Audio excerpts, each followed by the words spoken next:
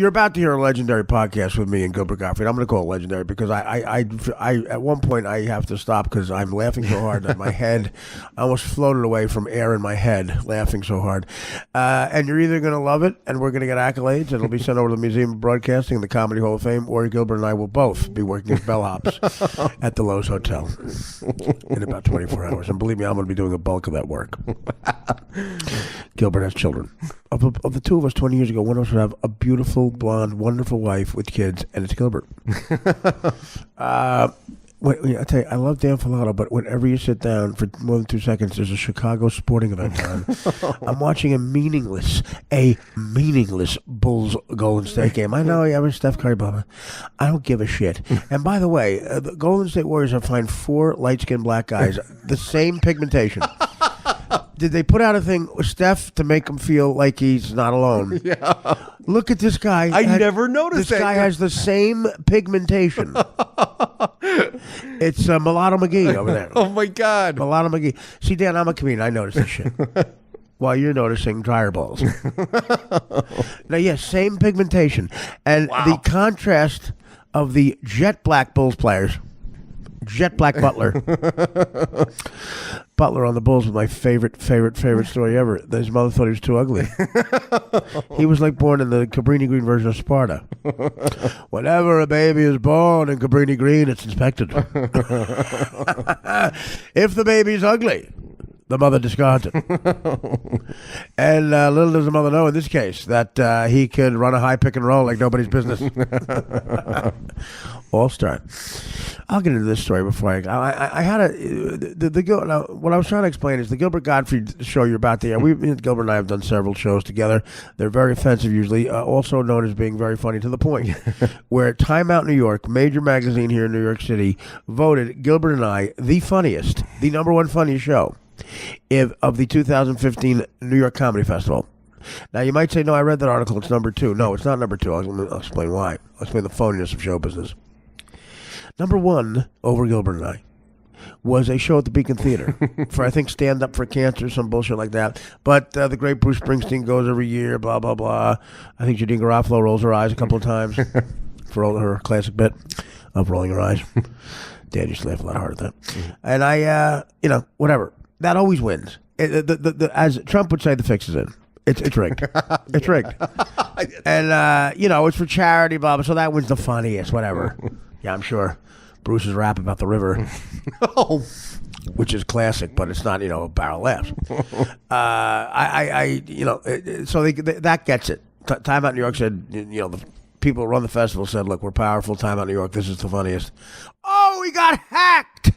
A light-skinned black guy just hacked a real white guy on the Bulls, and he hurt. Look, God punished you, light-skinned black guy. Oh, God. God's punishing your parents for laying down with the races. Look at Thompson. Okay, Dan, this is crazy. Thompson, McGee, and what's his face? What's his face? Steph Curry. Steph Curry have the same exact pigmentation. I'm not fucking kidding. Look at McGee. Oh, there's a very black guy. Okay, that guy's very black. Some black guys' cocks are so big that sometimes their pants don't fit right. Let me show you. You could tell, some white guys have it too. It seems to be actually more white guys, so we're going past the stereotype. We're blasting it open. But when a guy's cock is too big, their pants are like there's a kid, Quincy Brooks. I won't get into it, but he had sex with my friend's girlfriend, my friend Larry, and I'm not going to get into it. I'm gonna let sleeping dogs lie. But see, their cock is so big it goes up. Or he's got a hard on. I don't know. And why he has a heart on, I don't know. Oh, look at this guy's face. Is that Noah? No, he's not in the Bulls anymore. Is that Moses? Is that Noah? Is Noah still trolling the Twins at the Rite Aid? No, he's here in New York City at I bet he is. Dwayne Reed. I bet he is. Dwayne Reed, of course, another black guy he hangs out with. Dwayne's middle name is Kent. Oh, God. Boy, this opening is perfect for this show. Yeah, I know. I was trying to when you hear the show and hear what I was trying to do with this opening, you're going to laugh even harder. I was trying to defuse a bomb. Instead, I set it off. Honestly, it's very funny. It's insanely offensive too. This is no holds barred. Yeah. When a great comic like Bill Murray will say, a great comic will try to will fail sometimes because they take a risk. Right. This is indeed that experiment. But it's a funny risk, man. Oh, well, according to you. We'll see what happens. I got a feeling. I just hope the HBO PR department wait till after the tour. Danny and I, Danny's running the tour for me. And, oh, my God. Now, look, my life, your life is very fast in show business, especially at times when you're promoting something. You go all over the place. I've done a few press junkets. Myself and Renee, who I consider a friend, Renee Zellweger, years ago at the Four Seasons Hotel with Byron Hunt in L.A. That's when I thought a chick liked me at the bar, and it turned out to be she didn't like me. She liked my $2,000, which I gladly hooked her up with. You know how many times I've been a matchmaker between a hot chick and $2,500? Oh, God. 38 seconds, $2,500. And that includes getting the ice. Wow. So, yeah, very offensive. But, I wanted to tell the story. Dan and I share. Look at Durant. Look at Durant. How is he on the fucking best team ever? The best team ever just added Durant. And I'm going to give you my... Durant is my rant. I'm going to rant about Durant. Here's Durant today. Durant is about Durant. Jesus, those arms. He's got Michelle Obama's arms. Only hers is thicker. Remember when we played... Michelle Obama has thicker arms than Kevin Durant. I know you think there's something funny you're trying to crowbar in, but... No, I said... Remember my joke first. Remember when we played his movie, the Kevin Durant movie? We played clips from it. We did? Yeah. Oh, on DirecTV? Yes. We gotta reopen that bit. You know what? Another time. Write that down. You got it. Write that down and forget to remind me for 8 months. I love you. All right, Dan and I have been living together now he moved in and said he's going to get another place. It would take him a month to get another place. But I need him here. I love him. I can't replace Dan. He's Obamacare. He's Obamacare. A very inside joke. He's my Smokey. That's not sexual. But not Smokey as in I second that emotion. I second that emotion. But Smokey Robinson is 98 years old, I guess. Still tours. Still tours, and he is still fucking bitches. I think so. Yeah, I think so, because he's got those green eyes that mesmerize you. He's the exact pigmentation of Steph Curry. Surprised he's not playing on the team. By the way, Charles Oakley gets Man of the Year for fucking, even if it was accidental, punching that idiot, James Dolan. I hope he didn't punch James Dolan so hard he loses his musical ability. Oh, what a dick. James Dolan. One of my favorite bits I did on the DirecTV show was, this is an observation I made that I think is true. It's not even trying to be funny, it's true. James Dolan and Harvey Weinstein, two of the pompous of pompous asses. Shakespeare in Love beat out Saving Private Ryan. That's a powerful guy. That's a powerful fat guy with acne. And Harvey Weinstein, powerful fat guy with acne. And James Dolan, who owns the Madison Square Garden, basically. Both rich kids. Whatever. Dolan put together the Sandy concert. He also had a lot to do with the concert for New York, which was amazing. And Harvey Weinstein helped him. So they both put together at the Garden 12-12-12, whatever the fuck it was. Right. Concert for New York. No, concert for Sandy, Hurricane Sandy. Okay. They're going around on the DVD with the behind-the-scenes footage for it. And when I tell you, Dolan, okay, Weinstein is pompous, but James fucking Dolan is the most pompous, hateful, obnoxious prick you have ever seen in your life. He's yelling. Basically, a camera guy who works for him clearly is shaking from being scared. He's going to do something wrong. Not much unlike another employer I know. Kids, you got kids shaking, making a potato sandwich because you might yell. We called Grillo last night. Officially, Grillo is, Howard's a brilliant man because he really pegs people. Grillo, look, the other day, Grillo got a lot of positive feedback on the air, on the radio or internet, whatever the fuck you call it, Reddit, Jesus. And and it was positive for a change. It wasn't like you asshole. Hashtag you asshole. And he texted me. He goes, when we were getting all the accolades for the Howard show we did together, and basically he was just sitting there laughing, sitting there laughing. I can't hear my headsets. Shit. Hello, I got it. They're back. Okay, I don't know what happens here. I don't know what happens. All right, I'm doing the heavy lifting for Gorilla, and we goofed on some things. And it's built on the internet. Does Gilbert and Artie? I mean, God, Steph Curry just hit a fucking Eiffel album. Jesus, look at that pigmentation. What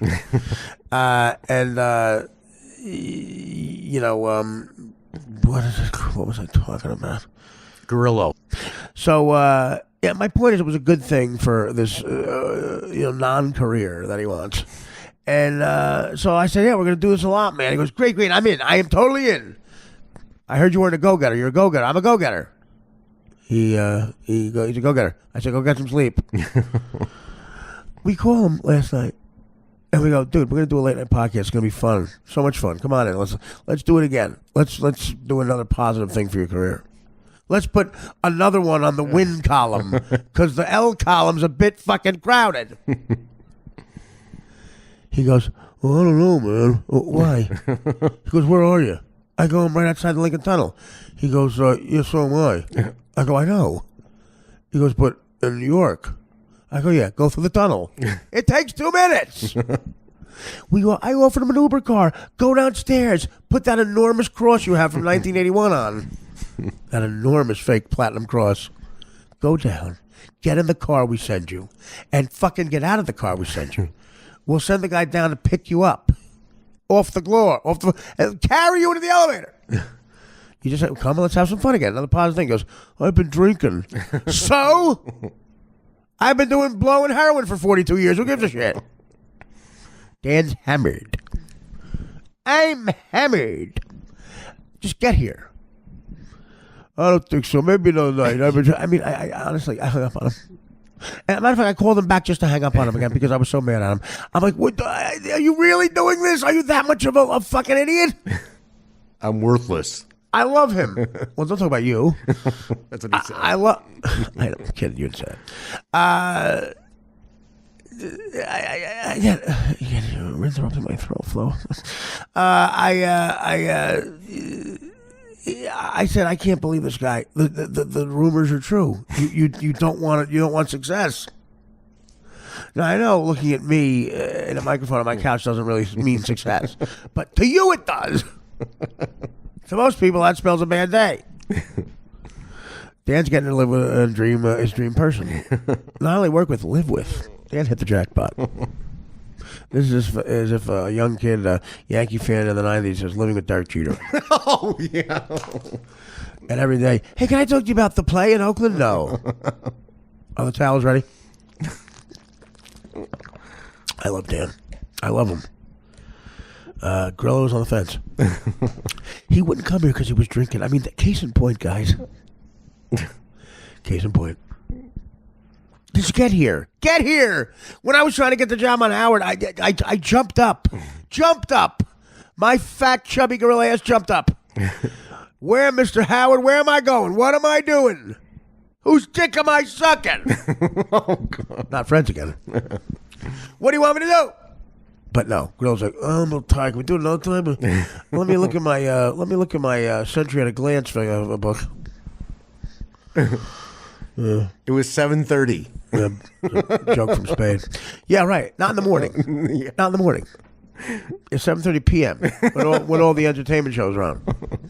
Gilbert, Gorilla, he's really good. He gets up every day. He gets up every day and watches Extra and 7:30 p.m. It's unbelievable.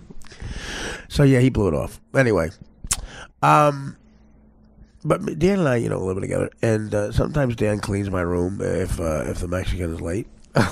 And the other day, there's this chick, Tammy Lauren.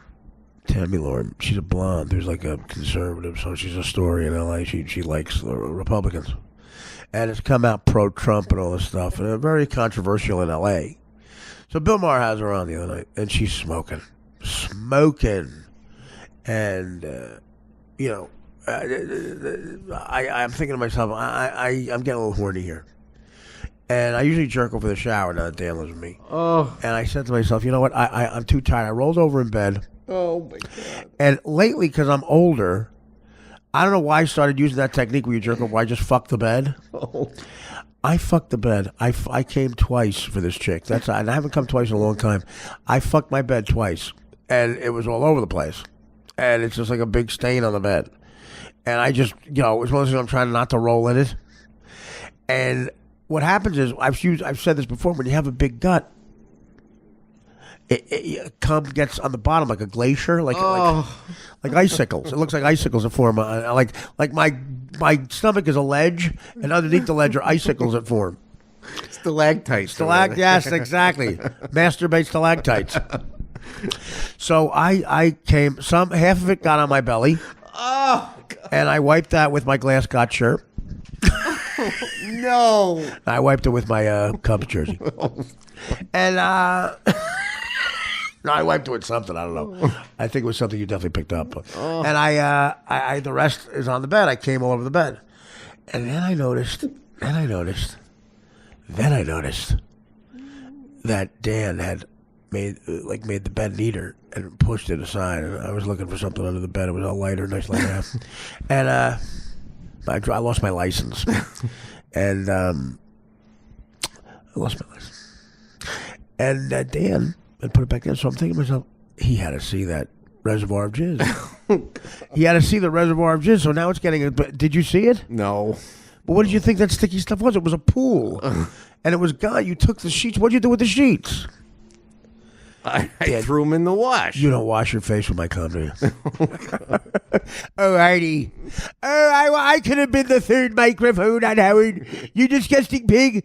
Oh, I'm wiping myself in radio legend jizz. This is New York radio.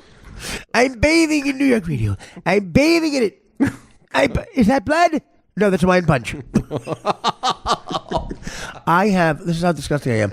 I have jizz with a wine punch in it. Oh. I have jizz with a wine punch in it. The single most racist thing I've ever seen a Hollywood movie do just happened. I'm watching a commercial for Kong is King. Okay, they're doing a new King Kong, right? This is the most insanely racist thing I've ever seen in my life. They have a big, ape gorilla go, "Ah!" And Sam Jackson's in it. I swear to God, this is what they just did. There's no way this is racial. They put the gorilla on real quick, and then a millisecond later, they show Sam Jackson making the same face. Oh. I'm telling you, they are racist. That's horrible. Like, they really, what? If I'm Sam Jackson, I'm looking at it going, what are you trying to imply here? I hope King Kong gets some black pussy this time. You know what I mean? He's only going for that white pussy. He's like an NBA player.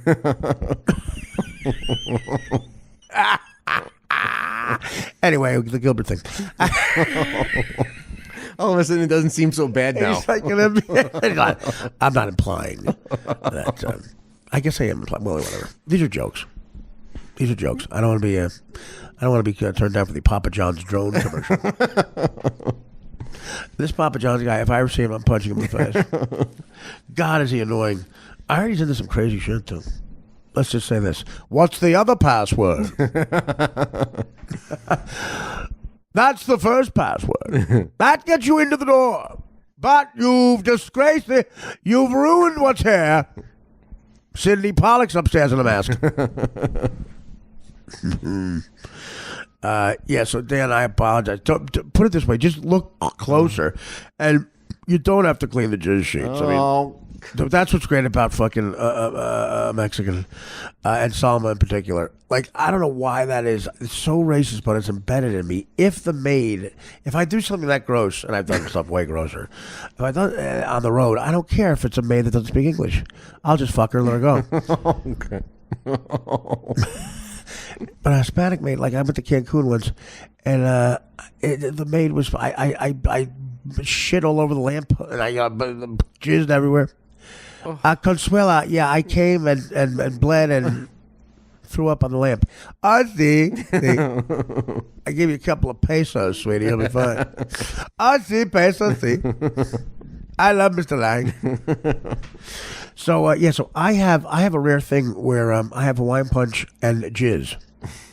There's Hawaiian punch in my jizz. Oh. My jizz is chunky style. That's my favorite Dice Clay. It's not even a joke to the bit. He just says something disgusting. I got jizz that's chunky style. Right now, they're talking about running a pipeline from my balls to Biafra, where I just whack bag 3 times a week, and it goes to Biafra and feeds those motherfuckers. I just say you need food, and then literally in the Vegas DVD he did when he was down and out, me and Norm watched, I couldn't stop laughing. He would jump. This was a common theme throughout the act. He would go on the ground, face first, and fuck the floor like I fucked the bed, and go just hit the floor with his hand and go whack bag, whack bag, whack bag, whack bag. Biafra's fed.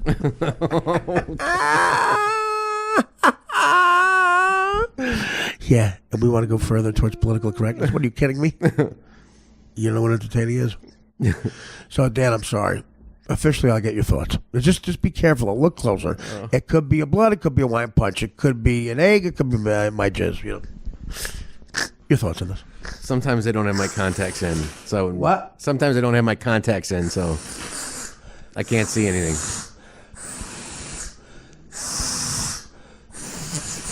Your contacts are in jail for fucking lewd behavior. Well, I'm sorry. But I really jerked off to that chick, that Tommy Lauren chick. And she says all conservative shit. She probably just only fucks whites, huh? No, she's fucking hot. Did you see her? Yes, I know she's very beautiful. I know you like, Bill Maher, but they were all trying to fucking hit on her. Oh yeah, some goofball in the middle who I guess was in the army. He should be tougher than this. Was so trying to impress her. Fucking dude, at ease. Guns down. Do you know all the people from Benghazi? And then she rattles them off. And he goes, good for you. Good for you. And Bill Maher's like, you two have accomplished nothing. And the other guy's like, we better get our buggy whips to shut up. On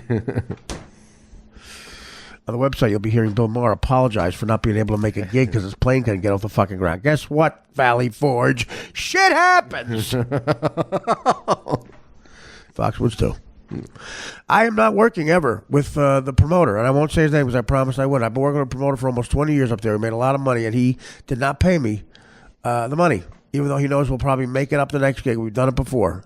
Years and years ago, this guy, a great man to do business with, I did a gig where I made a hell of a lot of money on a Super Bowl leave out in Mandalay Bay. He said the tickets for the late show weren't as good because people were at the game. I said, listen, I'll take all of it now because I needed it. It's Vegas. I was playing Symphony Hall in Boston. Sold it out in 2 hours. I was getting $100,000. Give me whatever you think is less and for that 100 that night, and we'll work it out. He goes, thanks. I get 60 G's. 40 grand he took out of fucking Symphony. Oh, God. He goes, are we good? I'm like, yeah. Big man's a billionaire. Has a Bentley with the fucking word comedy on it. That didn't help me in... Me and fucking it's so embarrassing. I can't remember his name. Robert Schimmel, great comic, one of the best ever. He's dead now, but a great man. Me and him toured the New England area one summer, and we sold out a lot of places, 6,000 seater once, and we'd alternate opening and closing. Did the outdoor melody tent. Great story where a brown recluse spider had somehow got onto his neck, and an outdoor Robert Schimmel's neck. And the people started screaming, and he started hitting with a microphone. He was jumping around like a cheerleader. It's one of those things you don't want to see when you're a man. Like people see you like become a girl because you're so scared. But what a pro! He got it off. The thing went into the front row. The whole front row left. All the women like put their skirts down and left. He calmly straightened his tie and did a half an hour and destroyed. Battle striker. So what was I talking about? Bill Maher. Yeah, Tommy. Tommy. Her name's Tammy Lauren, and I am doing a Blue Lives Matter event, and I don't care who knows it. March 25th, I'll be doing stand-up at a charity thing for Blue Lives Matter. Blue Lives Matter. Both organizations have a point. This is what I'm saying. There's good and bad in both sides. You have to take it individually. If I do a Blue Lives Matter thing, it's because I love the good cops. That's what it's for. And there's a guy, Joey, running it who's an amazing person. And it's for all the fallen cops, man. That's a black and white and Spanish and everything else, brethren. There's all races on the cops now. And that's a good thing. And, Black Lives Matter in principle is a good thing, but they're letting scumbags represent them. When a scumbag does something in your name, immediately disavow them. I think what they have in their heart is good. So, if you go to a rally there, you're representing the good people for that cause. Because not everybody's good in one race. And if we keep saying there is, like a lot of closed-minded people for the cops, and the other side too, that's not how you get anything done. But the Blue Lives Matter thing, I think a lot of cops are getting bad raps, man, and we got to let them do their job. And this is not for somebody who, you might think supports the cops. I've been arrested 25 times. My father was on the other side of the outlaw law. And guess what? I got tuned up a couple times by the officers, and a couple were African-American cops. And guess what? I deserved it every fucking time. They were doing the job. I was being an asshole. So I'm representing the good cops because we need them, and I love them. And we also need good young black kids. Absolutely. And I love them. What we don't need are cops like the Chicago cop and thief. And, we don't need the kids who tied up that retarded guy and tortured him for 4 hours. We don't need those kids. And we don't need the bad cops like the one in Thief. Hey, I'm Italian.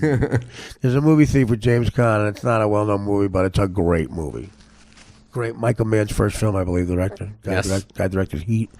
Based in Chicago, there's a crooked cop, Chicago cop in it, who is interrogating James Caan and pulls him over, busts his taillight for no reason. He's a crooked, bad cop. He's not the cop we're representing in Blue Lives Matter. But he goes, hey, fucko, listen, we're going to stay right on this guy's ass. This guy's going to be history. Hey, look at me, fucker, you remember me? Yeah, how can I forget? The police department doesn't hire many Puerto Ricans. Hey, fucker, I'm Italian. Pleasure to meet you, ugly wop son of a bitch. Let me at him. Let me fucking at him. You're going to mess up, pal. And on that day, I'm going to be in that place. I love it. Hey, listen, we're in for 10 points. 10 points of what? Leo, your guy, the action. Hey, what this car set you back? Listen, I don't know what you're talking about. I'm a car salesman. You want a deal on a Buick? Come over. Wait a minute. Wait, you want to pinch me? Pinch me. I'll be out in 10 minutes. If not, get the fuck off my car. I love the way he says Buick, too. Buick. James Caan. Yeah. Buick. You want to deal on a Buick? Come over. That's exactly. Michael Mann does that in his movies. If you notice, Robert De Niro in Heat speaks exactly the same way. It's a Michael Mann thing with that cadence. I do not stay anywhere where you can't leave in 30 seconds. Wow. And James Caan is like, I cannot, that is you, this is me. They're very literal. And it's kind of a Chicago thing. I think De Niro's character is from Chicago in that, and it's based in Chicago. Is Michael Mann a Chicago guy? I don't think so. I thought he grew up in Miami. Oh, he did. Okay, that's right, he did. But it's very he must have known guys because people come from all over to Miami. Yeah. And Chicago guys come to Miami Yes. and New York. But if you notice both characters, I am going. Yeah, you're right. Where are you going? I am late. Where am I going? And it's really pronounced in the scene with Pacino. Right. Where he says, there is a flip side. There is a flip side to that coin. Right. Both guys have the side, and they're both thieves. One's high level. They're the same guys, my theory. No, it's like the same guys in those LA Confidential. That writer has the same character. Right. Or same character in Michael Keaton plays the same character in Jackie Brown, and the one with the other one with fucking Dennis Farina. Right. With George Clooney. Out of sight. Yeah. Out of sight and Jackie Brown. He's the same guy. My theory is James Caan and Robert De Niro, both thieves, are the same guy, sort of, Speaks the same exact way. Yeah. I am late. Where am I going? The Lion's and Thief. Me and my father used to do them all the time. It's just an underrated movie. Underrated fucking movie. I would take you out for coffee and explain. The guy, he opens up the creamery there at the diner. And he goes, whoa, hey, wait, we need some more creamer. What's the matter with that? What's the matter with it? It's cottage cheese. Meatball Joe. All right. Let me pop a water and we'll get rid of this, what we got to do here. When he kicks Tuesday Weld out, too. Get out. Tuesday Weld. Yeah. Tuesday Weld is, that is David Oakland King. Best thief ever. Master thief. He taught me everything I know. And that will be you. All right, back to this is why we're doing this. I tape this little intro. It turns into a half an hour, but we love doing podcasts. Okay, Gilbert and I, we've done a few shows together. When Gilbert and I get together, again, I'm glad that the Time Out in New York, definitely a left-leaning paper, voted us #1 because they got the joke, even though we did offensive stuff.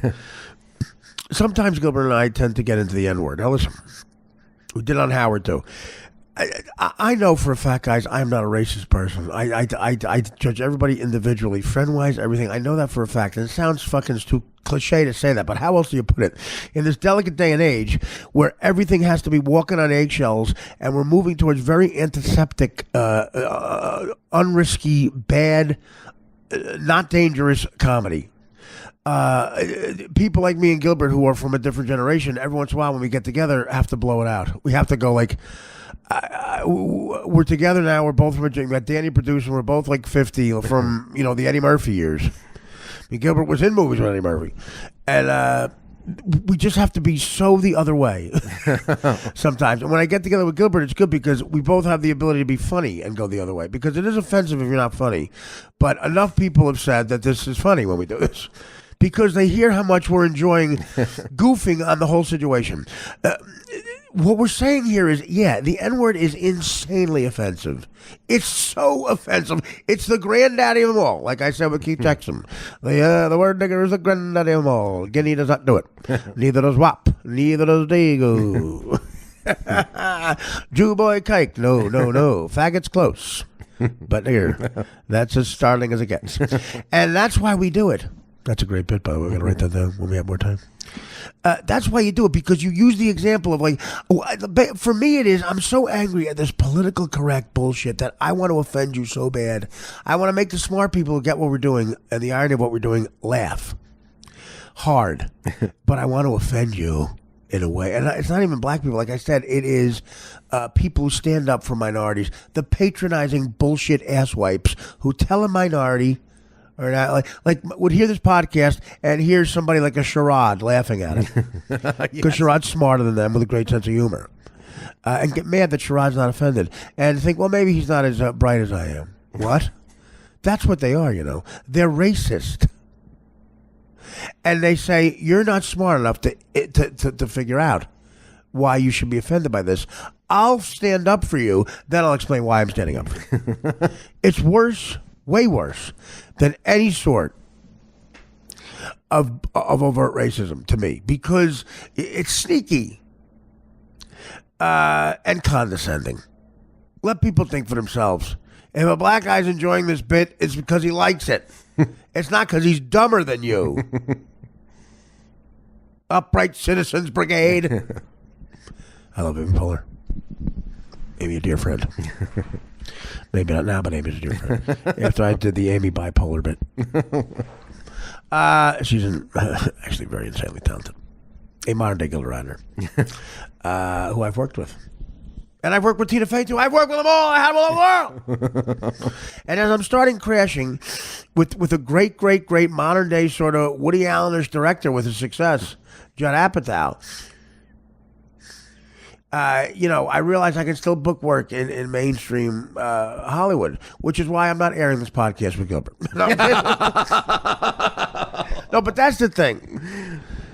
You could have played it safe, man. You guys could have. Well, this is the day before you leave, and let's not putting that up. This guy on the commercial right here, by the way, Chris Farley's brother. That's John Farley.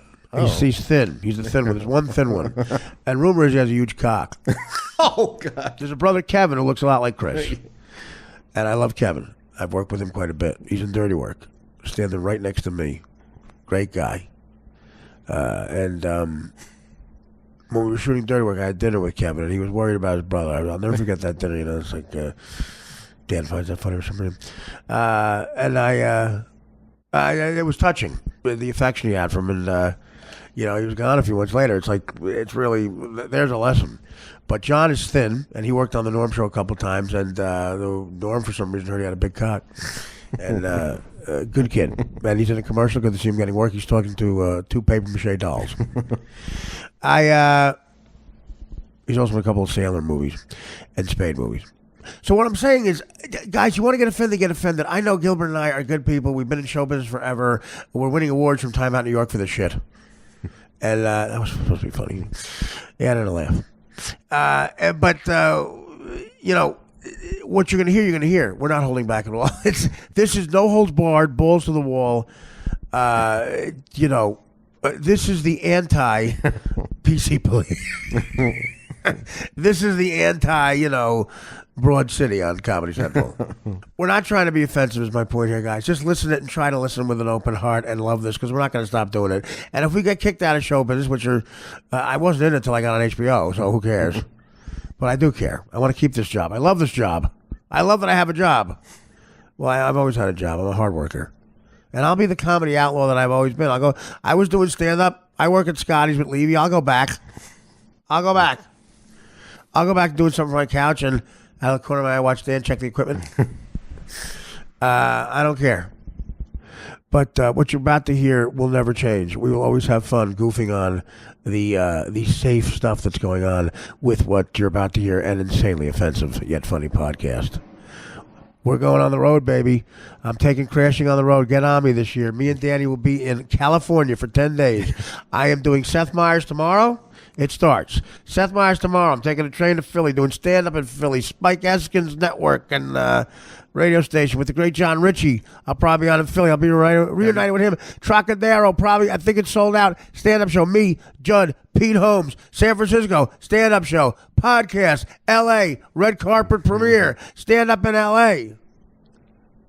New York, stand-up. Friday, this Sunday night, February 12th, Gramercy Park Theater. Special guests, me, Pete Judd. Special guests, and it ain't gonna be no one. It ain't gonna be Mike Boschetti. Rest in peace. And it ain't gonna be. Well, it might be him. Judd's got a lot of powerful friends, and after the show, he won't have them anymore. Crashing premieres February 19th. I could not be more excited, guys. And please, if HBO hears this podcast with Gilbert and you're thinking of firing me, I'll never talk to Gilbert again, ever. I'll cut him out of my life the way Howard did. I'll cut him out the way. If I see Gilbert backstage at Radio City, I won't say hi to him either. Oh, God. By the way, my point is this. You're talking to Artie, guys. I'm your friend. That'll never happen. So listen, enjoy. No, we're not trying to be offensive, just trying to be funny. And consider this an anomaly. Live through us. This is special. It's unique what you're about to hear. 2 older comics be offensive and funny. Love you. Bye. The greatest guest of all time on my show and the Howard Stern show. And, of course, he was placed over there by Chelsea Handler. And Chelsea, I need a handler. Very upset you went to the ancestry thing recently and found out her cousin was Hitler. She found out she was a Nazi. I saw that. Yeah. Our father's like some big Nazi officer. Of course, you know the voice of Kathy Griffin is here. The great Gilbert Gottfried, who, and of course Dara, his lovely wife. Dara is... let me tell you something. No comedian can figure out how to get a good woman. I've lived with 3 women here, and the nicest one stole my watch. I said I need a woman to do all the womanly things, but I don't have to deal with the pressure of sex, and that's Dan. I've turned him down like 50 times. But I just need something to get through the night. And I jerked off on you twice. I'm sorry, Dan. That's a lot. It was three times. Now, But so Gilbert Gottfried's here, and Dara, and I love you. Go ahead. What were you gonna say? Chelsea Handler also is releasing naked pictures. Yeah, of her. yeah. What is? Did anyone ever ask her to? Well, the way she gets on shows is she blows the heads of networks. But I think even those nerds say, keep your shirt on. There are a million actresses who I'd love to see naked, and she's never been on that list. I think more. There's a couple of, not just that profession of actors, I think there's a couple of female chimney sweeps. Who can be black or white, depending on I sweep your chimney. You know what? We're a minute 38 in before Gilbert did that black one. When me and Gilbert would sit in on the news, that's all. One of us had to just do that, and then that was it. That was it. Howard lost control of the show. And of course, the story. I'll tell us for new subscribers, because it's the greatest story of all time. There's some new kids out there. I'm sure millennials in their safe space are like this. Me and Gilbert got into a zone where we just abandoned political correctness, our careers, a possibility of a future. Just we figured we're going to be working construction. We don't care. Why? Because we figured out every comedic way to say the N-word. Yeah. And what word's that? Nigger. Oh. And you got it. I had it all wrong. Jeez. And it wasn't N-word. It wasn't nigga. I could see Dara saying, we're going to have to pay for all their colleges. Your kids are all going to Kane University in Newark.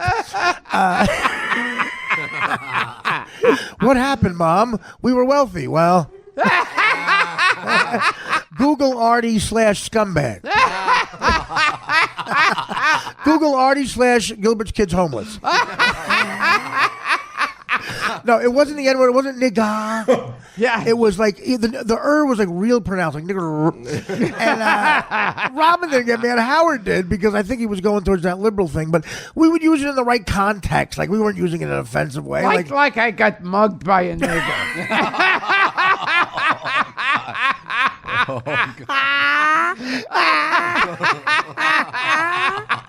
A comedian. All of my tax money You don't know. is supporting the niggers. Yeah. You know, on cell phones, it spells out. If you use a word a lot, it spells it out for you. I had a black friend who I got locked out of his house, and I said, you know what, do me a favor. Can you go to my house and do me a favor and grab it? And he said, fine, sure. And I was going to sleep, so I tried to text good night. When I got to the NIG, after he did me a favor, I texted him, good nigger. And NIG just got... and my favorite part of the whole story is you saying, I had a black friend. Well, had. I said I was hanging out with an African American friend, Charlize Theron. Such a flawed name. You could be a white person. What's the matter with black and white? Leave it to Spike Lee to figure that one out. So the story is, we were going nuts, like what we just said. And Howard finally said, we were like two school kids. If we looked at each other, we were going to laugh. Howard said, enough, guys. No more N-word. No more. No more. And I was like, fine, all right. So we can't even look at each other. Cue Robin. Okay, Robin, what's the next story? Spike Lee's new movie. And then that's all you heard was that laugh. All you heard, ah! And Howard looking at Robin like, help me out. Can you help me out here? When they said Spike Lee, Yeah. I felt like I got hit by a truck. It was so... And it's important to know how ballsy Gilbert is. At the time, he had a deal with a major corporation. At the time, he was playing a white supremacist duck. I mean, that's ballsy. All they have to do is just say, "Oh, you're the guy we gave all that money to for the campaign. He's on Howard today. Great." I'm sure he has a funny story about brunch. Oh, that's hilarious. That's hilarious. And all you hear is, I got mugged by a nigger today. Well, how else are you going to tell the story? It's like 1830 when the Irish were right off the boat. I got mugged by an Irishman. You're up to the devil's business. Oh, that's so great. You're not going to find that anywhere else. You're just not. And I heard that on Stern now. Yeah. Part of it's a whole giant book of rules. Yes, they have a dress code. And Imagine me first day. Bye. and this would explain why neither one of us could ever come back to the show again. The 3 words. Absolutely. They're not even on George Carlin's list. Yes. These 3 words you cannot say. What are they? Well, nigger. Gilbert and Artie. Retard. And faggot. And I figure if they locked us both in a room 10 years and said, come up with a sentence without any of those words in it. Well, there was a time I got cut off by a retarded nigger faggot. Yeah. Come up with a sentence without retarded nigger faggot. We're going like, damn. It doesn't even have to make sense. Just a couple of words, one after the other. That's all. Yeah, like a conjunction. We're teaching kids, and that's the words. The Sunday morning special with Gilbert and me. Conjunction, junction, watch nigger. There's a dress code there, too. You can't wear a shirt that says retarded nigger faggot. I used to always say, I don't love St. Patrick's Day. I hate when they're walking around with green shirts. The most I do, I wear a shirt with a picture of Lorne Green. So this is what Howard thinks is not as funny as Chelsea Handler. But don't you see, like, he was the one guy, Howard, and this is a testament to him. It was amazing. The one guy that could look at these PC police asswipes, these millennials in their safe space at Brown. I don't know what they think that's going to do in the real fucking world. Like, they get to New York for a job on the side. Hey, Dad, I told the gentleman I was in my safe space, and he urinated in my mouth. You tell him you're a Davenport. You're an Indiana Davenport. Nobody pisses in a Davenport's mouth. Yeah, Dad, the guy just shit in my mouth. But, he was the one guy who could say, fuck you. I got all the money. My fans will still come here. They're hardcore fans. My fans love me more than fucking, Brad Pitt's fans love him. They're hardcore. And instead, he fucking went the other way. He said, no, I want to kiss your ass. I want to come to Jen Aniston's wedding. I want to say, David Schwimmer, you're a great actor, to his face. I want to have a bromance with Orlando Bloom. I want to tell Ellen DeGeneres I look forward to her dancing. What the fuck happened? Oh, God. Gary the retard is now Gary the Conqueror. Yeah, I'd say that a lot. When Gary the retard would call up, the first thing I'd say is, hey, retard. And me and Gilbert, though, we haven't changed, and of course, we're broke. Yeah. Gilbert still goes to the Funny Bone in Fuck City, and starts out by saying, "A fly lands on a piece of shit." Well, Gary the retard, right, is now called Gary the Conqueror, the nigger faggot. Again, for you agents out there, this is all in context. We're doing characters. This is a character. Mine is Gilbert the racist who hates retards. And I'm Artie the racist who hates niggas and faggots. I took up the load. No, but this reminds me. My grandfather was always just one thing off in life of being a success and being right. He was one number off with the lottery. And you know what? I just realized yesterday he used to call Bill Cosby the biggest racist ever. One letter off. Turn that C to a P. He was one letter off. Remember you said biggest racist? Nah, you were close. He might be the most prolific rapist ever. Dr. Huxtable. And Gilbert, I don't know if I tell you know he has that lazy eye now. Did I tell you this? I figured out why he has that lazy eye. When you're raping Tempest Bledsoe, you have to keep one eye on the door. And eventually it becomes permanent. You got to keep one eye on the door when you're raping Tempest Bledsoe. And a couple of times they caught him raping Tempest Bledsoe. And the parents were fine with it. Yeah. And he said, "Hey, look out! Hey, look out!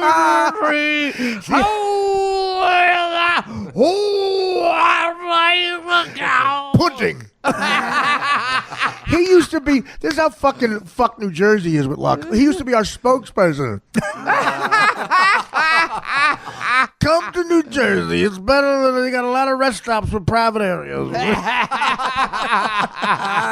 Come to New Jersey. There's a lot of places where you could, I don't know, not be seen. Come to New Jersey with that uppity model, you know, who wants to get. Come to New Jersey with an Asian woman who wants comedy classes. Gilbert in the highest rated Cosby show ever. That was? That's right, yeah. I'm sure you're rolling in dough. Yeah. And what's so funny about it is I had heard, just a couple of years ago, he was going to have yet another sitcom. Right. And I thought, oh, well, that's one job I know I could get on. Do you realize, and again, when I say this, realize we can cut everything out, but I have to say this to try to get a laugh. Do you realize if we're here, it would be the same exact way? What was happening? You'd be hearing the same show. He would just be seething. He would have 42 index cards in front of him.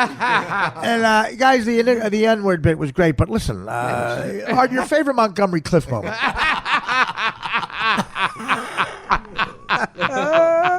Oh, it's so great. I better die before you because I'm not going to be able to handle that. Actually, of course I'll die before you. Unless Gilbert's trunk that he takes on the road falls on him. When we got back from Montreal, dude, I left you a block from your house and I thought he's not going to make it. You had that trunk. Yes. If that falls on you, I'm like, where's Dara? You need Dara all the time. I would call Dara and I go, where's Gilbert? He's in San Antonio. By himself? He's in Texas? You sent the hardware store Jew to Texas? What is he doing right now? Making small talk with the owner? Hey, Gilbert, this is my buddy. He owns the biggest Ford dealership in San Antonio. Can you take a picture with him? He never seen a Jew. Get over here. Yeah, that's a Jew. Stop checking for the horns bit. It's not funny. That's hacky. He's got no horns, and you know it. The kid's got an enormous kid, like 400 pounds. Oh, that's so good. Have you ever watched any of the show, Gilbert, My 600-Pound Life? No. Oh, my God. I feel like David fucking Beckham after I watch this show. Oh, God. It's so amazing. It's so amazing. And there's a Mexican woman named Lupe who's 608 pounds. And she hides burritos in her purse. But she has a husband who she met in a chat room. Gilbert is the guy's name, and that's all I can think about. We're going to show it to you before. I have to show it to him because Gilbert watching this. It's Mystery Science Theater 600. You will laugh. You have to watch it every once in a while because you will actually. Because me and you like making fun of people less fortunate. And I don't know what and I think the less fortunate would be niggers, faggots, and retards. See, if you were teaching a comedy class with Jimmy Mandrinas, this would be the repetition part. Gilbert's one of the only guys who can repeat stuff, and it's always funny. It's always funny. And he's taken advantage of that skill because he repeated the same act since the 70s. It's always funny. Okay, couple of things. I heard the new spokesman. I love I heard. From who? Yeah.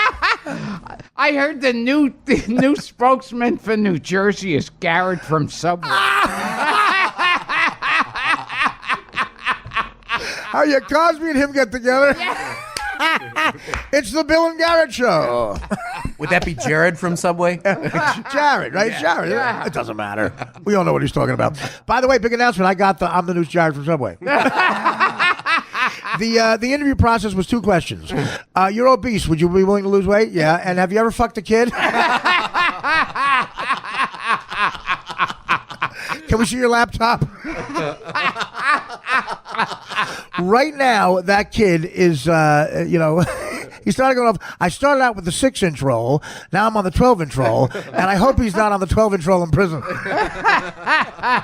Chad, we're going to start you out with the 6-inch cock. And then the 12-inch pumpernickel. Can I get the sourdough again? Hey, Chad, they told me you work in the subway? No. You work on the 7 train? Here's 12 inches. That's terrible. But I wrote a parody that you might like, Gilbert. Of course, Mary Tyler Moore. Mary Tyler Moore died, and she's famous. She was famous, like Chelsea Handler, for fucking network executives. And Grant Tinker, she fucked. And that's a lot of actors are mad because that's how she got ahead. Here's a cappella. I want to run it by you. Maybe we could punch it up. Here's my thing. My new theme song. You turned out to be a great thinker, 'cause you chose to fuck Grant motherfucking Tinker. You know you got your own show because you chose Grant Tinker to blow. You tell them that what rhymes with Mary Tyler Moore is smartest fucking whore. You chose Grant Tinker to fuck. It was all skill, no teeth, and all luck. Pussy. Meow. We're going to go with that. Now, I'm working on Rhoda. When I saw Ordinary People. Ordinary People, right. Yeah, I remember thinking, I think this is the real Mary Tyler. No, oh, yeah, she was bitchy. Hated her son that survived. Oh, yeah. How about this? That beat Raging Bull out for Best Picture. Oh my God! And Redford got best actor, best director over Scorsese. Yeah, that's held up like the Raging Bull has. First of all, for 2 hours, Judd Hirsch holds the answer that you survived. That's what's wrong with you. Quite frankly, that's a ripoff. Oh yeah, not exactly the Sixth Sense ending. Not exactly Angels with Dirty Faces. Guy mentioned a movie from 1938. Just smile. Would you like to say something? You haven't touched your index cards. God, that has an audience of 4 people. And I have 6 people who listen. This is so much fun. Okay. Tracy Morgan, our old pal. First of all, enough. What? Enough. And what is Tracy Morgan? Retarded. I always thought he was a fag. No, he's a nigger. You know what? This might be the time where we did go too far. I'm working on a homosexual great black actor, Tracy Morgan Freeman. Of course, we know about that. Tracy Morgan Spurlock, where he goes, I always eat McDonald's every day. Tracy Morgan Spurlock. All right. But you're going to love this story. Okay, you will. All right. Okay. I said this. I predicted this.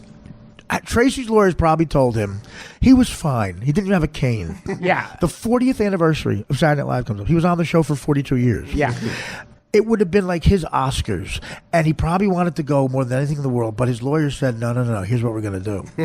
Tina Fey and Alec Baldwin, America's fucking sweethearts, are going to go up there and say, he's too sick. He's too he can't do it. He's mentally, he can't come to this. You know what I mean? That was like brilliant. Like God and Jesus. Right. Speaking Brilliant. on your behalf. I mean, when's the last time you didn't laugh at something Tina Fey said? So anyway, the lawyers for Walmart probably called up next day. Look, Uncle, dude, what do you want? We'll write a check right the fuck now. Stop with Baldwin and Faye. Yeah, we'll send you a signed check. You put any amount of That's money. basically what they did. And I heard he got $100 million, and the other guys who were, making $7 a day at the Comedy Cellar, and God bless them, I love Artie Fuqua, but, listen, I don't want to say they did very black things with the money, but... It turns out the other big winner in the story is whoever had a red Escalade that he wanted to sell. Because I remember that Tina Fey Baldwin thing. Right. And it was like, they were both breaking down. Exactly. Tears were going It's down. like he was Sonny Von Bulow in a fucking... Yes. And okay, so he gets the check, and then the next day he's jumping around like Bojangles all over... like the next day. And Walmart wrote the check, but Walmart's going, well, the insurance company will take care of it. Guess again. So the insurance company, they're motherfuckers. They're like, what do you mean? What'd you give them? We're not paying that. Yeah. So Walmart already cut the check. But the good news is I'm sure Tracy kept most of it. Tracy, that $100 million we got you? You happen to have any of that? No. I bought a bedazzled cane. I got a tricked out wheelchair. Yeah, if I got a quarter of the money he got, I'd spend the rest of my life in an electric wheelchair. Just one that could support Carmen Electra. No, she's too old. We'll just throw a rock in at the first chick at the fucking Playboy Mansion. No, it's just so right. So what's happening is it's in the news that like he might have to. They might want to sue him, and because he got the money too quick. Walmart doesn't see. Walmart was planning on politically correct, like white guys in Iowa who run the insurance company. Like, no, we don't give a shit. we haven't seen Hamilton. I don't give a fuck what color this guy is. He ain't getting $100 million. And Walmart's like, but did you see what happened? He's a black man. He's African American, and. Yeah. Well, you just won us right over. Boy, I'm going to go home and tell the missus I'm a changed man. I just talked to this Jew from Walmart. Well, why didn't you just say so in the first place? Wait a minute. He's African American. Well, goddamn it, where's my checkbook? Get out the black checks. Do you know Ricky Henderson, great black baseball player, true story, his first $1 million check as a bonus from the Oakland A's, he framed it and never cashed it. And the Oakland A's accounting department said, what happened with that check? He actually framed the $1 million. Ricky, can you get a white interpreter? Frame the money. We need you to cash. Yeah. So, and another guy, there was a show called, Athletes Who Blow a Lot of Money. It was a 30 for 30. A guy, I forget, it might have been Andre Rison. He got a $500,000 bonus check. That was all the money he had. He bought a $490,000 watch. What time is it? It's your dumb time. So what do you think of that? How do you think Tracy would react?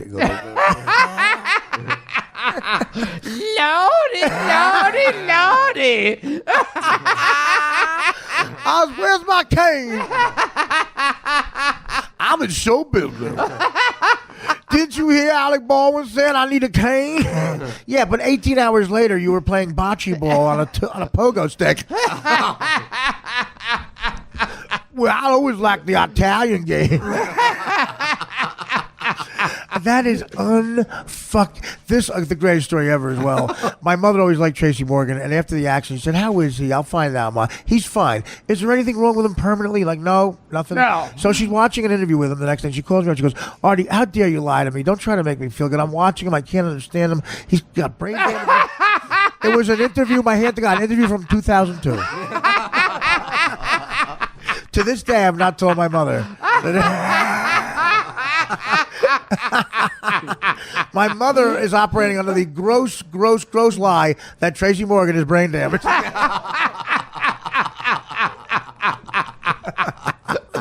If he was brain damaged, he'd be speaking intelligently. And by the way, these are all characters. Now we're in a character of the guys who don't like Tracy Morgan.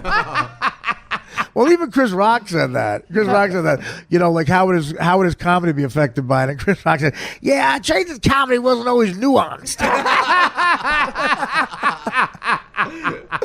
Oh, that's fucking great. Yeah, listen, you know, what are we, 10 minutes in and I'm fucking already tired from laughing?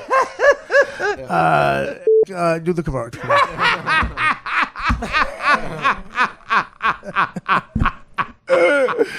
Oh, man. Okay, Stuttering John. Oh, what's your favorite movie? Hume Cronin.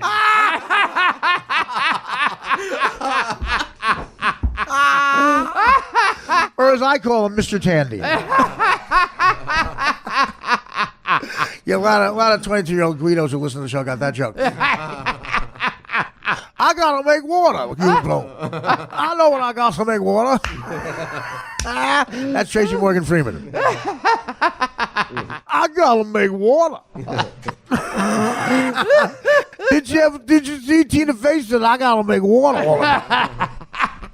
They told Tracy, no, you can't put a tuxedo on and drive 10 blocks for the only show that ever put you on the air.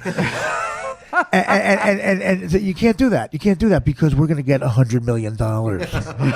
And now the insurance company, maybe questionable, let's just say the insurance company heads they're not sensitive towards the plight of the blacks. When it comes to $100 million. Now, can you say that again? Google Tracy Morgan. Who is she? That ain't the dyke who dances, is it? Oh, it's a black man. Oh, yeah. Well, now I feel reborn. From now on, I'm like Ebenezer Scrooge at the end of a Christmas I'm carol. like Ebenezer and Ivoriza. Ebenezer and Ivoriza don't live next to each other in the same neighborhood. Ebenezer and Ivoriza. We going door to door singing Ebenezer and Ivoriza. This is a colored Santa. Turns the guy. I just thought of. We're going to invest in that film. You're talking to a guy who probably would disavow his daughter if she dated Jack Black.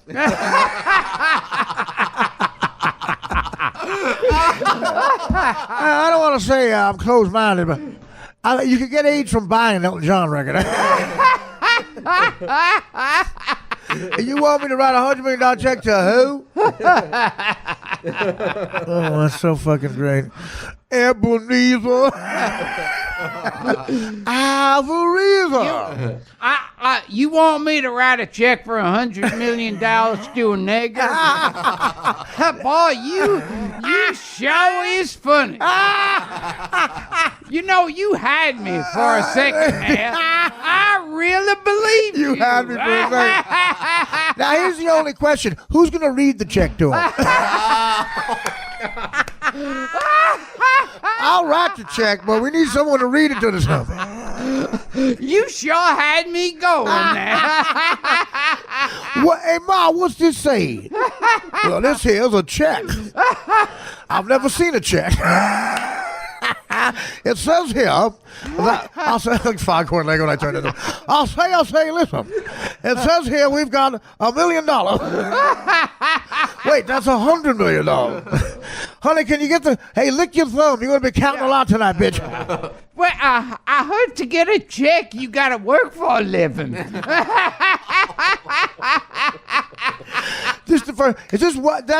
that welfare or Walmart? Walmart? That's welfare or Walmart?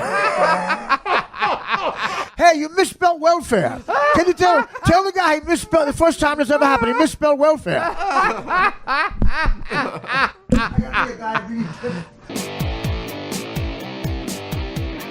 All right, we're back. Jesus Christ, this is great. This is great. I really am going to start living less healthy so I die before Gilbert. I don't want to live in a world without Gilbert. And his homeless children.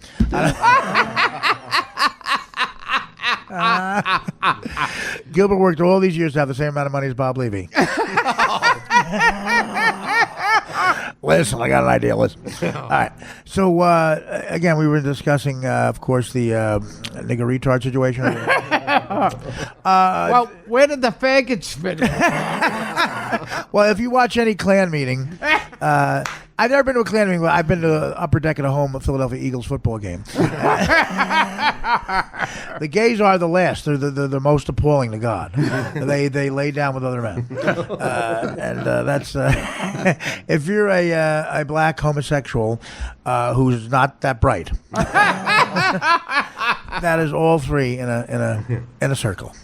Like if Richard Simmons joined the minstrel show with those short shorts. This gets us to another subject. Yes, go ahead. Richard Simmons. Oh, the best story ever. A female maid, I believe, tied him up and won't let him out of a closet. Yeah, that was like the first story that he was holding him captive. What is he upset about? He doesn't want to come out of the closet. Could you imagine wearing those same high shorts at 90? Well, now is that all you know to the story? Because it's fascinating. And I heard like all of his exercise places closed up. And yeah, all the diet cards have been swindled. Oh yeah, have been seized by Vegas. Nobody has seen him. Right. It's actually a perfect world.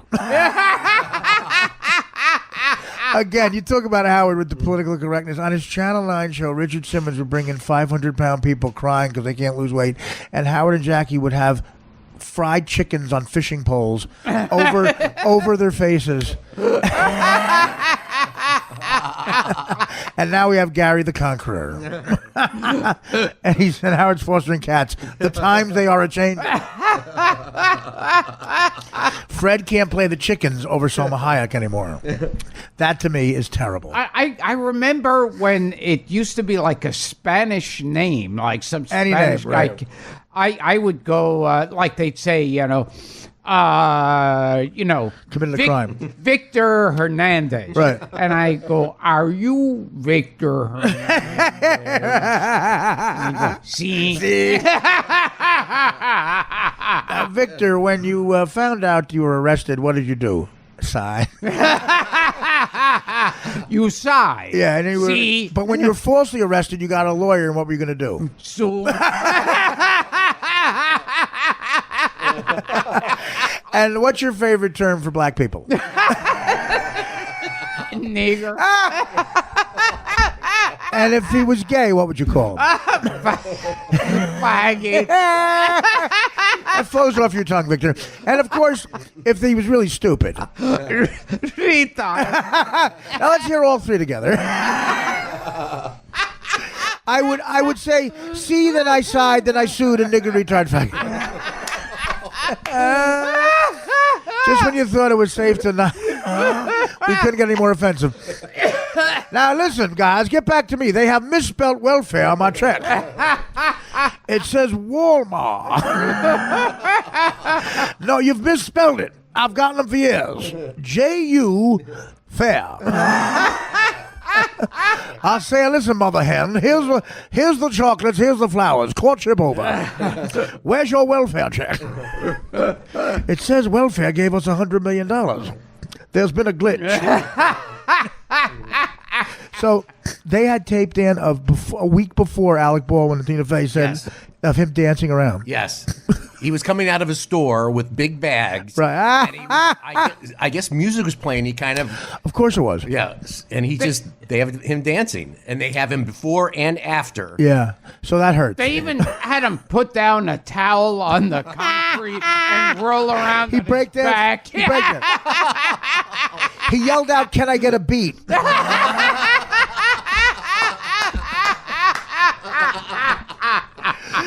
Tracy, can I get a beat? Can I get $100 million?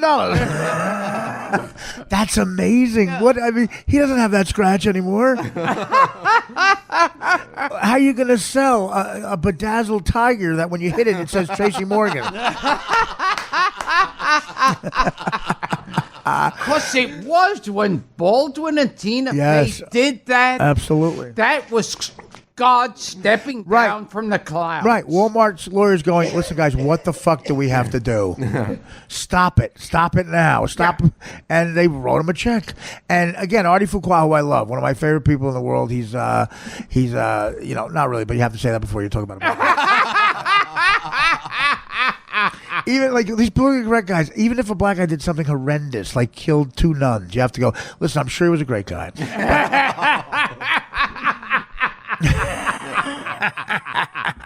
You're lucky. This is Al Sharpton. You're lucky my friend only killed 1 white person. After all you've done to us, oppression, instead of 40 acres on the mule, we took one of your people. He should be let out immediately and apologized to by the white supremacist cops. The cop was black. That was a black guy in blackface. I know it. How is Reverend Al Sharpton still respected? I know. Well, listen. Let me tell you something. I used to love when Rush Limbaugh would talk about Reverend Al Sharpton, or because he would get a little sarcastic, little sigh when he said Reverend. Yeah. Oh yeah, yeah. They say that I am the Reverend Sharpton. And Jesse Jackson. Yeah, they say I am the Reverend Jackson. Jesse Jackson gave Jackie Robinson's. I almost said Jackie Marling. Gave Jackie Robinson's eulogy. And here's what you heard. I swear to God, here's what you heard when he... Jackie,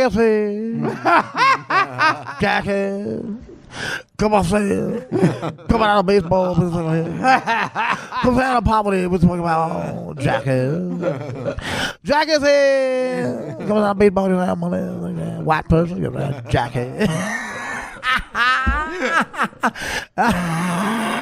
And then if you gave Jackie Marling, Jackie Marling said Tyrone was in a spelling bee at home, and his mother said that's because you're Polish. Jackie. Yeah, I don't know. Sometimes it's like the affirmative action thing, and David Wayans said it right in his stand-up special that you got to calm down. Like Jesse Jackson, you don't understand him. He's not the president. He's not the guy to go with. And you got Barack Obama, who I'm a positive guy. I always consider my president half white.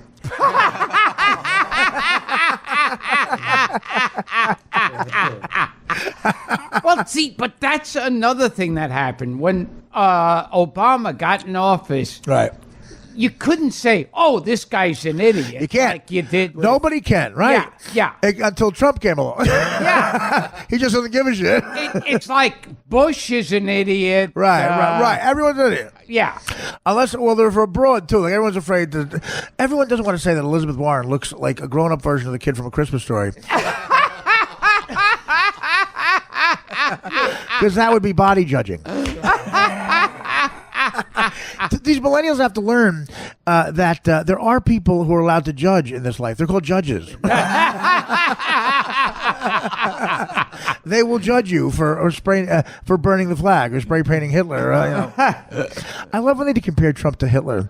Like Louis C.K. wrote an article in the New York Times why Trump is Hitler. I'm like, okay, let's take that literally for a second. Let's see how far he could get with that in New York. He wakes up one day at the Trump Tower, holds a press conference. Okay, I'm Hitler, and I want to kill all the Jews. Okay, let's say he gets away with that. Yeah.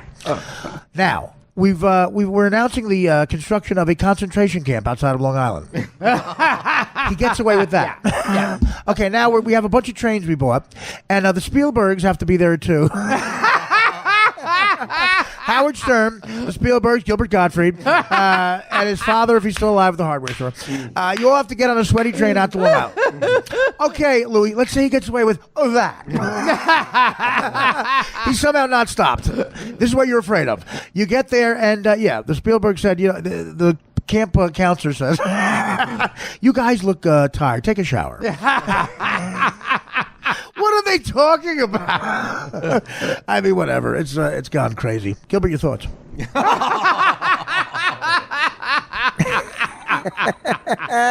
There's no better thing for me to hear in comedy than a talk show host saying, Gilbert, your thoughts.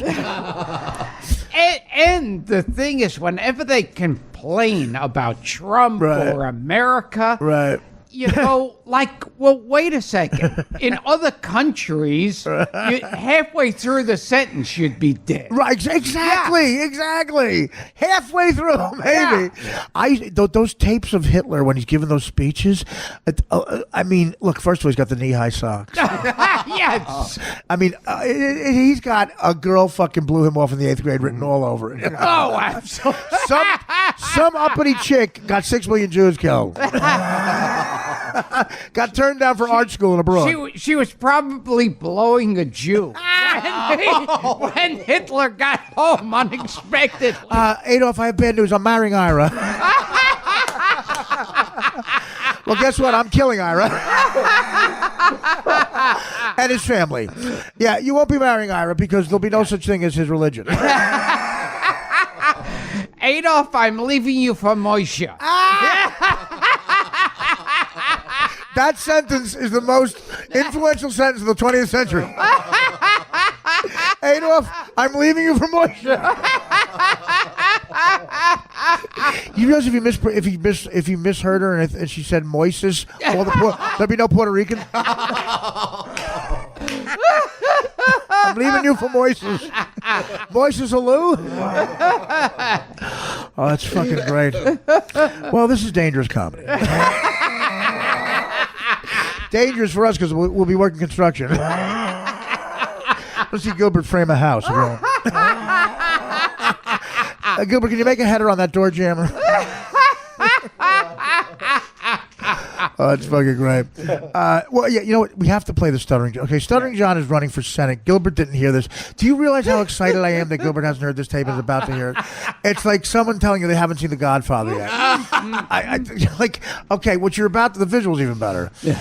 I think you did it in one take. Yeah. And, okay, this is no joke. This is Stuttering John Melendez, the man who in his audition tape to become the announcer for the Tonight Show said the word nigger. In the name, he said niggerless cage.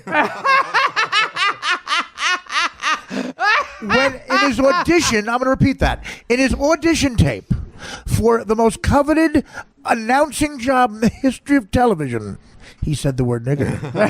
Because he said, Nicolas Cage. And you know who hates Nicolas Cage is zoos. They can't make any money. You have a Nicolas Cage. It's a bad month. This cage doesn't have any niggers in it. What would you call it? See, that's Gilbert doing a character who was about. If this were our E! True Hollywood story, you would say, coming up, Gilbert boards a ferry for Hoboken.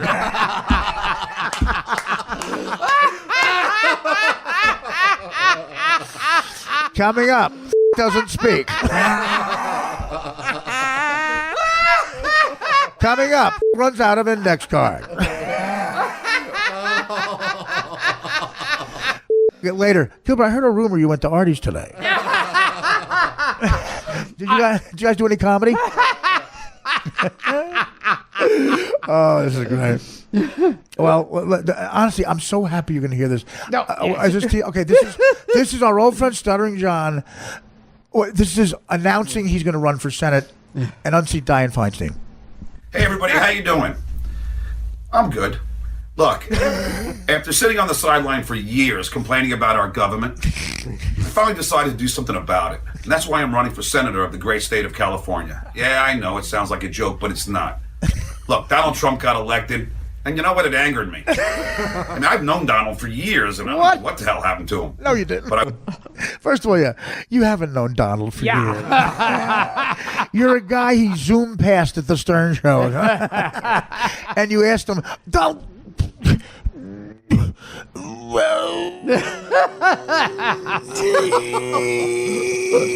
can I be on The Apprentice? All right, keep going. You know what? How about this, Gilbert? You know what? It angered me. Go ahead. I will say this. I will fight for you. I'll fight for the youth to lower college tuitions. I will fight for immigration reform. I will fight for the environment. Immigration reform? Play that back, Dan. Play that back. Could he take another take with that one? Immigration reform. It's like a gift. But I will say this. I will fight for you. I'll fight for the youth to lower college tuitions. I will fight for immigration reform. I will fight for the environment. Like, why are we cutting down trees and taking animals out of their natural We're taking animals out of their natural habitat, like a Puerto Rican from Long Island. Why are we cutting down trees? So you can have rolling papers.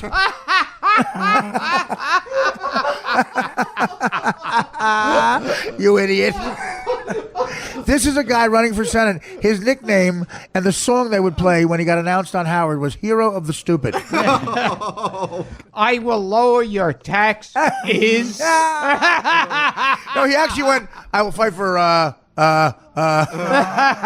immigration reform. By the way, Gilbert, you're fine with never being friends with John again, right? If you want to make a human being say, I could care less quicker, say, listen, you're not going to be friends with John anymore. I could care less, I hate him. Okay, just checking. Go ahead. Like, why are we cutting down trees and taking animals out of their natural habitat when we could be making paper products out of hemp? It's ridiculous. What? As the father of a transgender child, I will fight against bullying and do everything I can for the LGBT community. All right, go back. You know, go back to do the same run. The LGBT. Did he just say I want a BLT? Yeah, the A&P community. Assholes and pussies. The M&M community.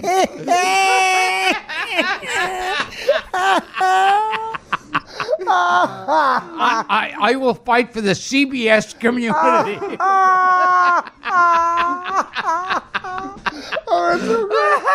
I will protect the HBO community. I promise never to go to Canal Street and buy a firework named Nigger Chasers again. He actually said that on Howard. He said that on Howard. A guy came in with a certain type of firework we couldn't, that Howard didn't know what it was, and I knew what it was. I was going to say anything. And John casually said, it's a nigger chaser. And when Howard said, what are you talking about? John said, well, what's her name? It's her name. I didn't make it up. It's her name. Hero of the stupid. I got hit with stupid's arrow. Go ahead, Dan. All right. Making paper products out of hemp. It's ridiculous. As the father of a transgender child, I will fight against bullying and do everything I can for the LGBT community. That was hard to say. The way he says G, Dan, stop. The way he says G, it sounds like he swallowed a mouse with mayonnaise on it.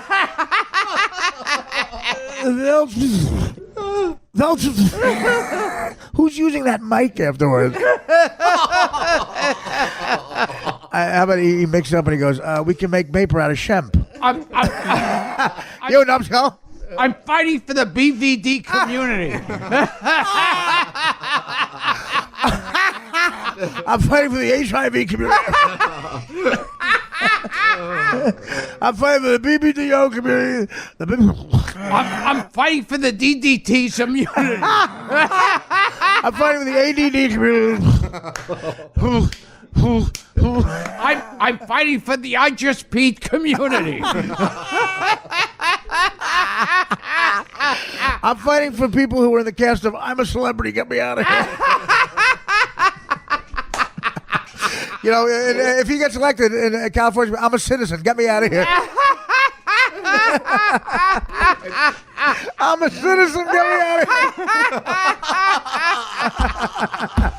I'm a taxpayer, get me out of here. Hey, wait, I'm in the LGBT community.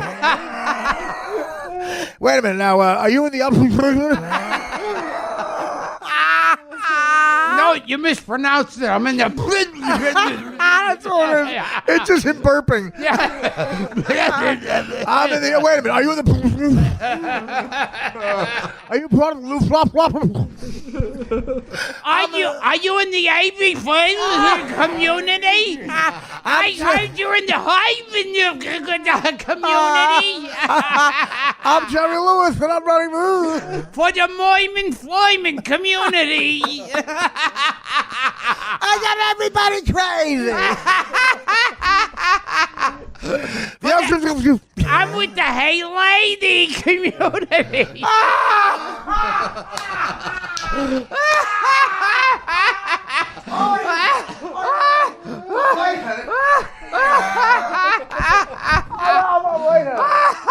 I'm not kidding.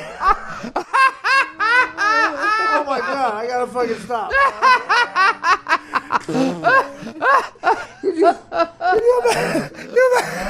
You imagine a guy going to the podium and announcing his running. I'm in the Hey Lady.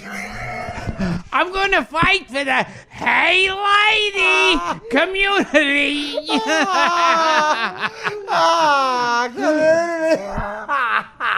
I have a transgender child. My child needs a transmission. Oh my God! I'm gonna transcend me. Oh, that's so fun. I'm the nutty politician.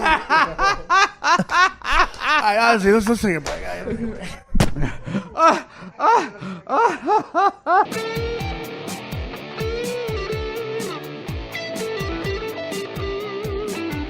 Well, depending on who you are, you just heard the worst or best podcast ever.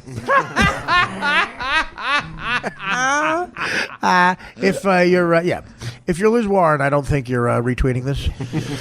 You're not besting this. But if you're David Duke, you're having a party to watch. David Duke is typing in LOL.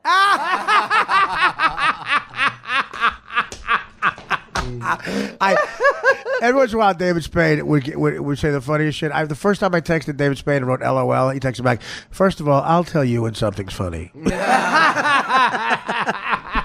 Laugh out. No, she's to LMAO.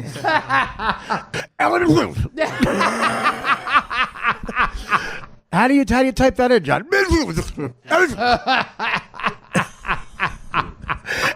John, it is announcement for running for Senate, mispronounced a letter. Said nigger in his audition tape for the Night Show, announcing for Senate, misspelled and mispronounced a letter. He misspelled a letter. He forgot to cross the X. So let's hear the rest of that tape, and we'll end this shindig, and we'll let the plugs.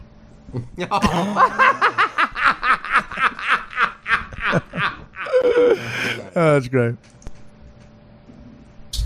As the father of a transgender child, I will fight against bullying. Here it comes. Do everything I can for the LGBT community. Believe me, for a stutterer, that was hard to say. So great. And seriously, even that, I will fight as hard for you as I have fought for myself. People told me when I was a kid you couldn't be anything with a stutter. Well, guess what? You know what I became? The announcer on The Tonight Show with Jay Leno. All right, stop. You know what I became? Destitute. People said, when I was growing up with a stutter, people said, you know what I became? A grown-up stutterer. I'm going to fight for immigration reform. First of all, John can't fight cavities.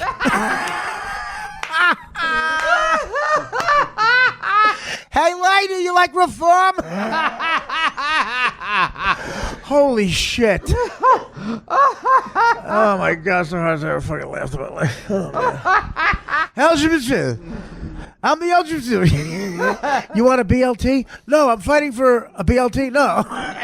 The LGBT. First of all, John, to promote it, he's doing the countdown for the Times Square for New Year's. He's starting now.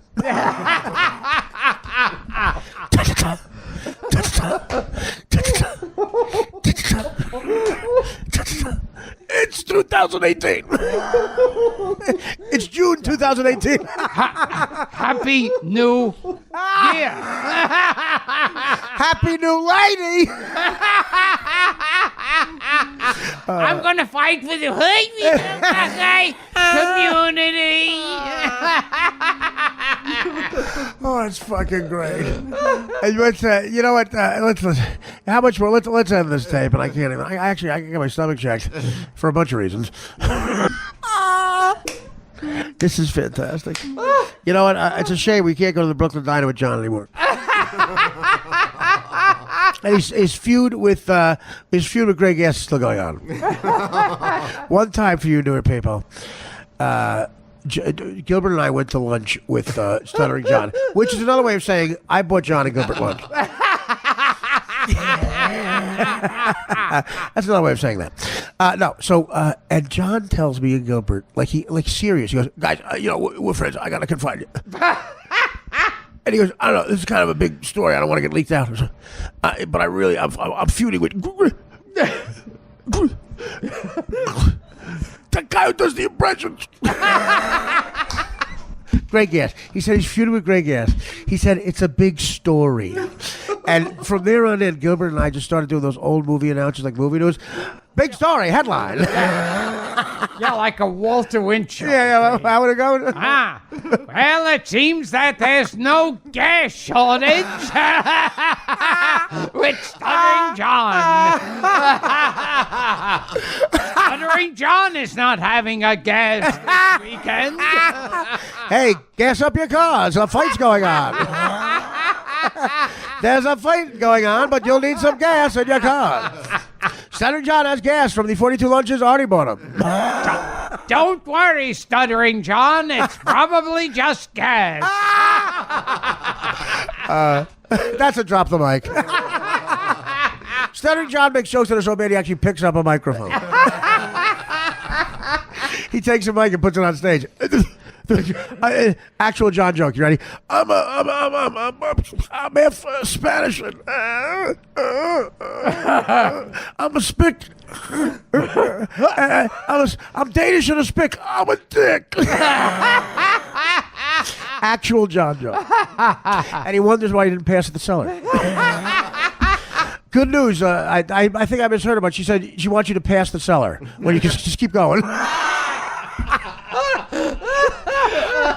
Till you see Corkers Comedy Club. And what was his thing to you? I thought we were. No, I know. It's like, really, of the shit you do to people. Talk about fight bullying. That's all he did was bully people. Oh, yes. And he wanted to sit in that chair. Like, he thought he was going to get Jackie's job. I said, John, I'm not saying I'm any better than anybody, but what would make you think? What iota of a thought would you have that you belong to sit in that chair? I'm humorous. I said, John, they're laughing at you. First of all, the irony. He said he overcame a stutter. Without that stutter, he's working at an Exxon. That was the thing that hit me. Right. He's working at an Exxon in Massapequa without that stutter. It's like a guy who got rich in a freak show in the circus. Going, well, I overcame my deformity. Yeah. It's like Beetlejuice going, I overcame my one tooth. To tell the truth.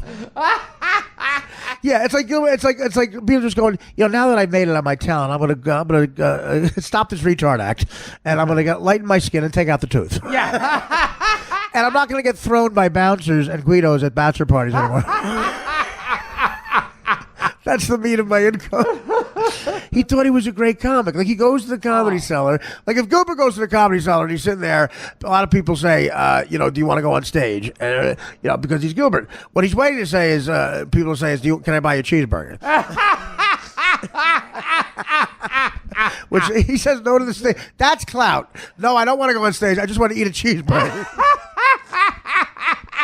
And then walk 4 miles home. That's so great. But how about this? This chick doing Sean Spicer on SNL. Did you see this? Melissa McCarthy. Melissa McCarthy is doing Sean Spicer. You see that? Well, that's the guy who looks like me. That's Bobby Moynihan. But she looks, that's a woman doing him. And that's Melissa McCarthy with the movie star. Could you imagine, like, that's the part you're a woman, they ask you to do Sean Spicer? And the fat kid, Bob, this kid, doesn't get asked to do it. I'm in the cast. You're in the sketch. No, you're not. You're not the main person. You're a fat guy asking questions. It's hilarious. Yeah, John was priceless. Like, he really thought a story was him and Greg Gass feuding. Like, John said, I'm worried about what we're saying. I was like, are you worried you're going to get kicked into show business? Out of it. He's not in it. You're not in the show. It was on the cover of the New York Times. A feud between John and Craig. 9/11, not the only tragedy. Stuttering John has flown a plane into Greg Gass's act. All right, well, you know, I want to stop now. It's an hour. It's over now. Gilbert, what do you have to plug? Anything? Okay. That was a rhetorical question. What do you got? Seriously. Gilbert Gottfried's amazing, colossal podcast. It's great. It's just you, right? I don't hear anybody else. How do you do that, by the way? How do you do that? How do you do that? How do you sit there and then somehow out of nowhere you talk about The Blob, the movie? You talk about old Charlton Heston's early work.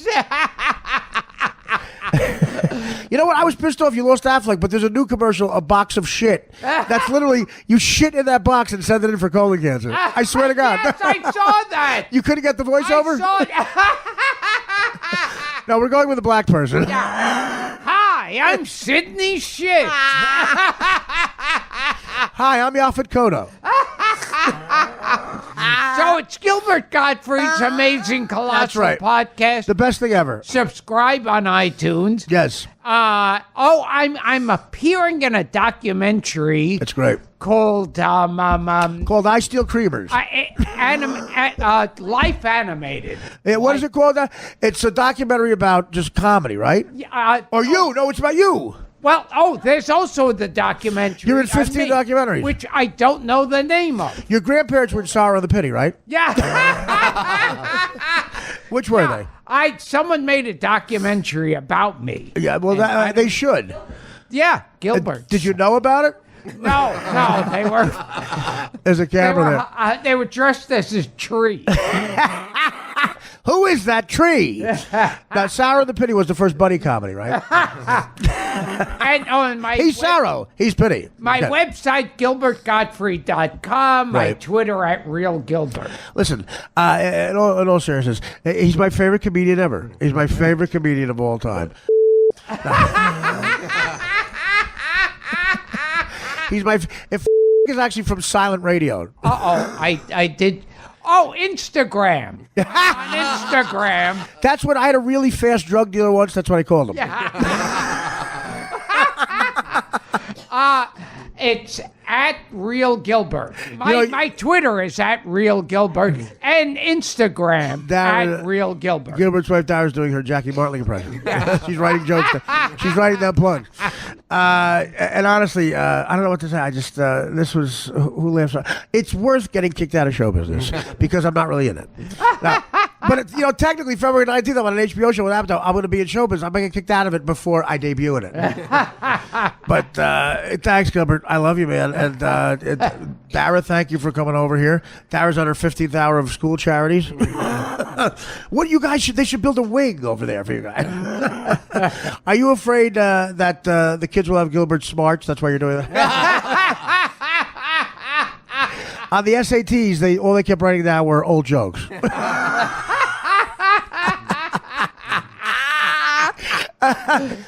What is okay? Restrain is to irony as listen. Here's my response to that.